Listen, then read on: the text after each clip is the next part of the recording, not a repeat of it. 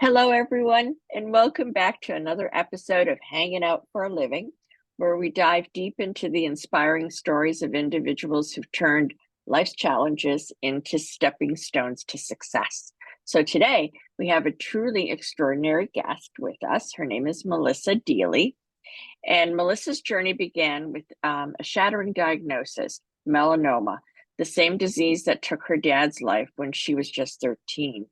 But instead of bowing to panic or despair, right, a lot of us would, Melissa drew upon her innate spirit of resilience.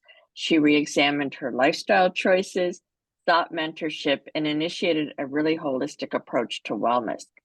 Melissa's here to share her wisdom on how to detox your life, rejuvenate your spirit, and truly live, not just exist. She is a living testament that the universe always gives us exactly what we need, even if it doesn't seem like it at the time. Melissa, welcome to the show. Thank you so much for having me, Teresa. Let's dive right in, shall we? Let's Sure. start with facing the diagnosis, right? So after receiving a melanoma diagnosis, you took a different route from what most people might consider. Can you share with us what went through your mind during that period and how you charted your own path for healing? Well, when I was called into the doctor's office to get the result, first of all, they called me and said, "You need to come and see the doctor right now. She's available right now." And that never happens. For me to see my doctor, I need to book 4 weeks out. And so Sure. I knew I'd had a biopsy. And so right then I knew exactly what they were going to be telling me. And they sounded fearful on the phone. And I had a full day of appointments for my work set up. And I'm like, could I not come on my lunch break in 2 hours? Nope, you have to come now. She's available now. So I canceled those appointments and off I went with doom and gloom running through my head as I'm driving to the clinic, which is all of 5 minutes away. And I get there and I get into her office and she tells me that it's melanoma. And when I heard her say those words, my thought, of course, immediately went to my father and his melanoma story, and we lost him far too young. He was only 40.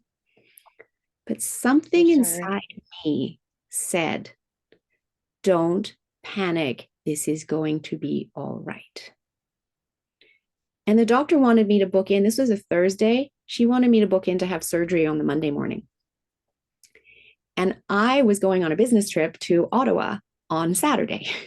And so I said, "I'm sorry, I have a business trip booked. I can't have surgery on Monday morning." And she said, "Well, you have to cancel your business trip." And so through in my mind is, how much time do I have? And I really didn't know. But I still kept feeling, don't worry, this is going to be okay. And so I just said to her, I need to call the specialist who did the biopsy and talk to him. And then I will decide. And so I left and I didn't make the appointment for surgery. And instead, I chose to seek a second opinion. And I called the specialist. And when he called me back at the end of his day, I told him, I got the results. It's melanoma. How much time do I have?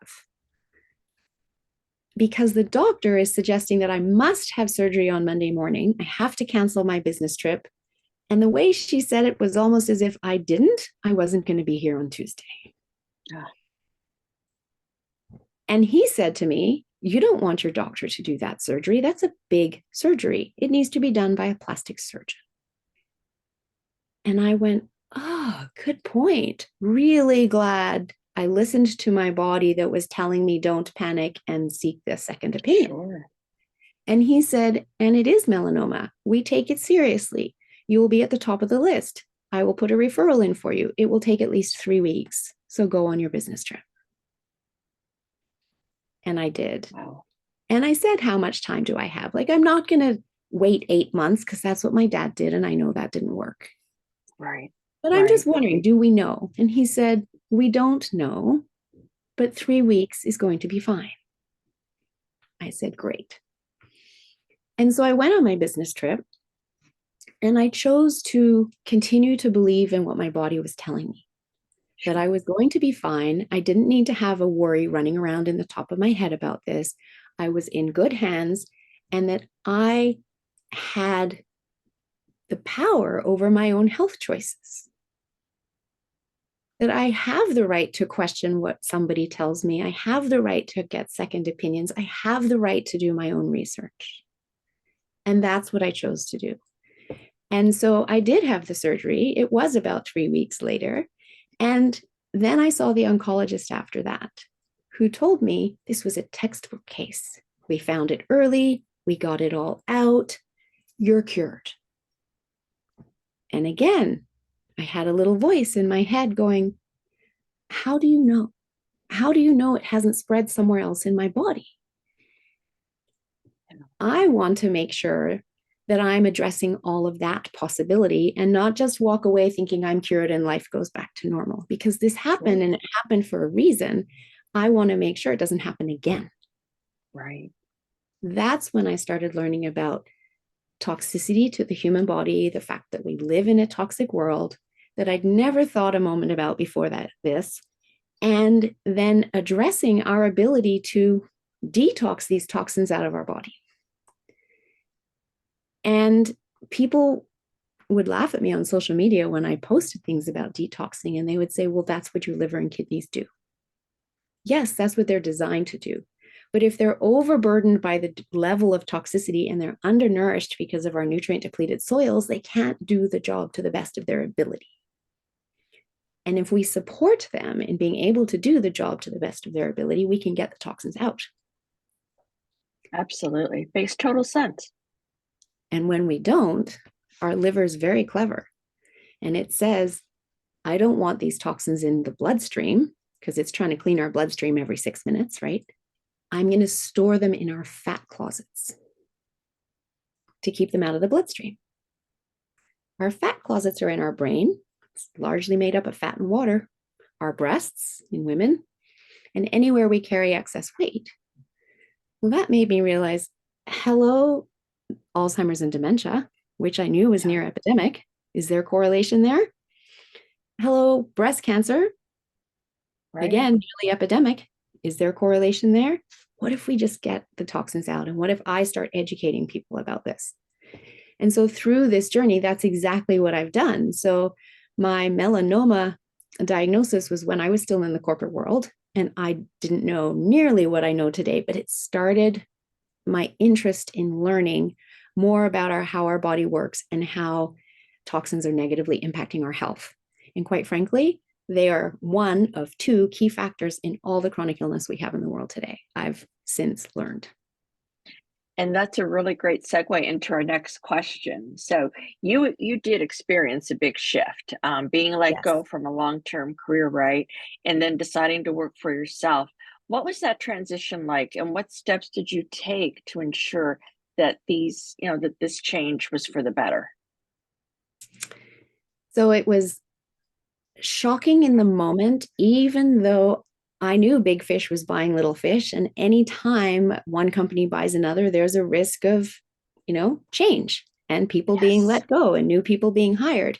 But I'd worked for this company for 24 years and we'd already been bought and sold 5 times. And my job had never changed. I'd changed my job as I moved up the ladder, but my job was never at risk through that process.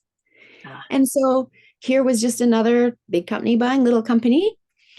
Only this time, when the sale went through, I was literally given an hour to clear out my desk and no word of thanks. Oh my gosh. After 24 years of service. Wow. And that hurt. I can't even begin to imagine. I'd put my blood, sweat, and tears into working for that company for 24 years, and it had been a great career. I loved it.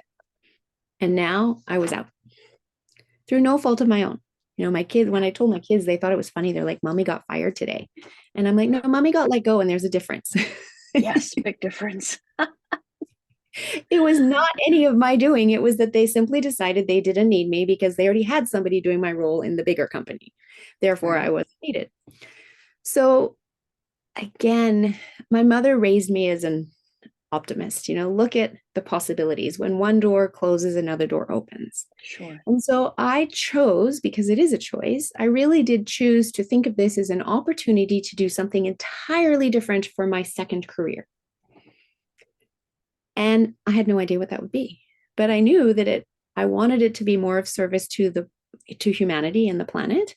And I knew that it was never going to be working for someone else, that I was going to find my own way, because 24 years of loyalty got me exactly nowhere. Right. And I did get a package. So I did have some time to be able to figure out what it is that I was going to do next. And as always, the universe guides us. First, I was introduced to a company that specialized in brain supplementation. And I thought, well, that's interesting. Again, I knew about near epidemic levels of Alzheimer's and dementia, but I'd never been taught I needed to do more for my brain. And yet I know I used it 24/7. Right. So this looked interesting to me. And very shortly after joining that company, my oldest daughter got a concussion in her first grade 12 soccer game of the season. Mm. And she was using that supplement. And that supplement is very good nutrition for the brain that addresses many of the symptoms that people with concussions have. And I was going to her appointments with her because she didn't have the cognitive ability to come home and tell me what they'd said to do. And I knew enough to know the healing didn't happen at the appointment, but between the appointments. And hey, I wasn't working full time, so why wouldn't I support my daughter's healing journey? 2 months later, I'm driving to Vancouver and I get a phone call from the high school that my daughter, who was in grade 8, had a suspected concussion from gym class. Could I please go pick her up? And in that moment, I looked across the ocean, up at the heavens, and said, really? This is how you show me my path? Please stop taking out my children. So now I'm guiding 2 very different concussion recoveries. The great news is both girls recovered fully. Oh, thank God, yes. With this nutritional piece. And we live in a small town. So other people started calling me and saying, oh, my husband just got a concussion. What do I do? Or I have an employee with a concussion. What do I do? And then a holistic clinic was opening and they invited me to work there to help support other people with concussion. I couldn't get insurance to work there though, because I didn't have a certification. And so that drove me back to school. I called a friend who was a life coach and said, where did you get your life coaching certification? I need a certification. And he just said, you don't need to be a life coach. You should be a health coach. And I went, what? What's that? I had never even heard that term. It was another gift from the universe. I started searching health coaching schools that night, and I started 10 days later, and I have never looked back because this is where I was always supposed to be. I found my passion. I found my purpose. Yes, through my children's health journey. Right. It's what drove me to where I was always meant to be. And as I got into my health coaching, I realized how much I didn't know about my own body, even after the melanoma diagnosis, and how interconnected we all are. And I really, truly understood the connection between stress and fear and the impact on the immune system. And whoa, what if I could just teach this to all the other people that were like me, that had been busy in a career and raising children and being a wife and had never had any formal education in health and wellness. And so that's what got me to where I'm at today. And of course, there's always more to learn. We can never know it all, right? And so I've just added on with my certifications. And now I call myself the friendly toxin slayer. So it goes back 10 years. And I help people detox their physical body, but also their emotional, mental, and spiritual bodies. Because by the time we have the symptom in the physical body, it's already moved through the other 3 bodies. And so then we heal it in the physical body, but we have to go and heal it in the other 3 bodies as well. That's how we get lasting health. I hope people are taking notes because you've really, you've really said some golden nuggets there that I'm sure I'm not the only one whose head is going, I wonder. But anyway, you mentioned seeking guidance from mentors like Dr. Stephen, and I hope I pronounce his name right, Cabral. Yes. And Dr. Liz Bolin. So yes. How have their teachings really influenced your approach to detoxing your life? And what are some of the actionable tips you can share with our audience? So both of them have been instrumental in the work that I do today. So Dr. Cabral is where I did my integrative health practitioner training and the use of functional medicine lab testing that gets mailed to your home so that we can see where the deficiencies are in the body and the imbalances. Because the body in balance doesn't get sick, doesn't hold on to excess weight, and doesn't hold on to disease. It's when we get deficient because of low minerals, low vitamins, etc., and then high toxicities that we contract dis-ease. So all of his work has really helped me understand getting to the root cause of what's going on inside someone's body that we can't see just looking in the mirror. And secondly, he up-leveled my detoxing programs to being an actual functional medicine liver detox versus what I had been teaching before was a cleanse. Both great, but what we really need to be taking back control of our health is the liver detox, because it's our liver that's so overburdened, as I mentioned earlier. So that's one aspect of the work that I do. And then Dr. Liz Bolin is my mentor and trainer for my NLP, timeline therapy, and hypnotherapy work, which are the tools that I use when it comes to detoxing the emotional, mental, and spiritual bodies. And they all go hand in hand. So I'm in touch with both of them on a weekly basis because we're never meant to do this alone. And as I said earlier, we can never know it all. So we look to somebody who's gone before us that has been successful, that is helping people, and we model that behavior. And so that's exactly what I'm doing with these two people in my life. And as to tips for somebody who's interested in starting to focus on detoxing, just some very simple things that you can do at home is hydrate more. And I know that sounds ridiculous, but we don't hydrate enough in general. If you feel thirsty, which I do right now because I'm speaking a lot, it means we're already dehydrated, right? And we need to be hydrating at 50% of our body weight every single day. If we're doing a detox, we increase that to 2/3 of our body weight. If it's hot, hot summer weather and we're outside and we're sweating a lot, we need to go above that 50%. 50% of your body weight, you calculate that by taking your weight in pounds. So say you weigh 150 pounds, half of that is 75 pounds. So you need to drink 75 ounces of water every day. That's almost 10 cups. Yeah. Most people are not. Not to mention they might be drinking, but are they drinking something hydrating? Because caffeinated beverages are not hydrating. Pop and energy drinks are not hydrating. So hydrating beverages are literally water, which you can add the juice of half a lemon or half a lime to for some flavoring and good electrolytes. A protein shake is also hydrating. And then all of your herbal teas are hydrating. And the other thing is that drunk at room temperature or warmer is more hydrating for the body than ice cold. So there's some really, easy tips to get someone started. Flushing the body is part of that detoxing process. Is there more that can be done? Absolutely. I also have a quiz to discover your toxic load. So I will make sure you have that. People can take that quiz and discover their toxic load.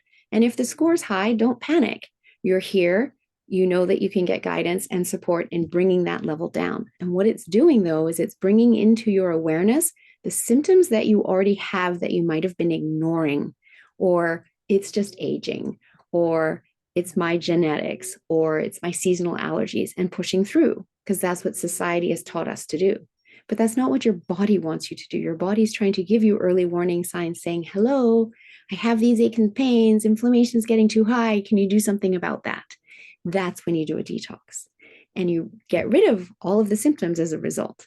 And it's quicker and easier than letting it go until it's a diagnosis. And then that's a lot harder at that point. Absolutely. It's funny you mentioned herbal teas. I'm having lavender tea right now. Nice. So. I've got my so favorite Tazo ginger, green ginger. Oh, my favorite Tazo is the turmeric. Okay. Yeah. Turmeric bliss. Oh my God, my favorite. Yep. I admit it. That's another. That's a good one. And I also like the Zen as well. Oh, that's a good one too. Yeah, I forgot about that one. That's a good one too. So we'll dive into our last question. And so you talked about your daughters both experiencing concussions kind of around the same time, yes, which led you further into your wellness, into the wellness journey industry. Mm-hmm. How did you navigate the emotional and practical aspects of guiding them through their healing? And how did it solidify your mission? So it was a very interesting experience for me to be guiding them through. For most of the healing journey, they were willing to listen to me, Mom, because they were so unhappy in what was going on for them, and they just wanted the concussion to be over. However, my older daughter's concussion was far worse. It was over a year of recovery for her. And after about 6 months, she was done. And she said, we've been to every practitioner. Every practitioner says they're going to make the pain go away. They say they're going to make me better, and it doesn't happen. And I give up. I'm done. I don't want to hear another practitioner tell me that. I don't believe them anymore. And I was so glad that she said that, because it allowed me to see it from her perspective. And I said, okay, fine, we're going to do two things. You don't have to go to see any more of those practitioners. However, there is a concussion support group that is just starting in town that you've been invited to participate in. So you can't do nothing on your healing journey. You always have to have hope that there's one more thing you haven't tried that's going to be the thing. So you go to the concussion support group, and there's no more practitioners. And she agreed. And she really didn't want to go the first time, but she went. And she came out of that and said, that was so good. Because she, for the first time, realized she wasn't alone. Right. And that's the power of support groups. So I was so grateful. It started at that time. She was, in fact, too young to go. They were supposed to be adult age, and she was only 17. But the physiotherapist that was working with her was starting the support group and allowed her to go, which I'm eternally grateful for. And so that was a huge step, because then she continued to go of her own volition for the rest of the support group, which was a 6-week program. And it was a pilot program, and it then did continue. And then what we did is she was getting ready to head off to university. And this is probably about another 6 months later. And so she was well enough to go. However, I wanted to make sure she had the support that she needed at university. And so we talked about her seeing a counselor and seeing them now while in town and meeting them in person, and that would be a resource she could have when she was away at school if she needed support. Sure. And so we went to that first appointment together, and then she enjoyed that and continued to go. And I don't think she ever actually needed to reach out while she was at university. However, she felt comfortable knowing she had that if she needed it. And that, when I had her see the counselor, was a kind of a turning point for me, because it's where I realized I'd taken her as far as I could go. And we needed more resources. Because at this point, I was in my health coaching school, but I hadn't gone very far through that process. Right? Understood. So Understood. I knew enough, though, that I couldn't keep working with my daughter as mom. Right. Exactly. And so there was an emotional piece there too, where I had to let go. Of course. Mm-hmm. And I had to be willing to let go and then have that conversation with her and connect her with somebody who could help her in the next part of her journey. And that's true even with the clients that I work with today, that I'm not the only person they're ever going to work with in their life. And in fact, I have people in my circle that I refer people to all the time, because I know when it's not in my wheelhouse. And that's where I was at. With my younger daughter's concussion, it was only a 3-month recovery. It was much simpler, and we didn't need as many external people in the recovery process. And in some ways it was easier because I'd already walked the path with my older daughter. So that was kind of the emotional part of it. Was no parent wants to see their child suffer. Absolutely. That's true. So there were days that were absolutely heartbreaking. And we just kept putting one foot in front of the other. Yeah. And reminding her, if you give up, you're done. That's the end. So don't hold on to that hope that there's always something else. There's so many different ways to heal, but there's always something else. And hold on to that hope that it's there and you're going to find it. And honestly, I can't put my finger on and say this treatment healed her. And she can't either. And we've talked about that. It was the combination of everything.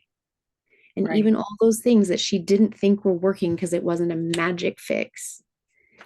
It just led to the next, which led to the next, which led to the next. And over the course of the year, all the symptoms went away. There was no more pain. And she was able to be back to her healthy self. Yes. So folks, wow is all I can say. Melissa, your story is a testament to the resilience of the human spirit and the transformative power of a proactive approach to wellness. So thank you for sharing your journey and valuable insights with all of us today. And to our listeners, if you've been inspired by Melissa's story and want to continue the conversation, you can connect with her and learn more about her work on detoxing the body, mind, and soul. Her contact details are in the description of this video. Thank you once again, Melissa, for joining us and for sharing your wisdom. To everyone listening, take a page out of Melissa's book. You're never alone on your healing journey, and it's never too late to turn back the clock on your health and reclaim your vitality. So, folks, until next time, this is Hanging Out for a Living signing off. Keep hanging in there and keep thriving. Bye, everybody.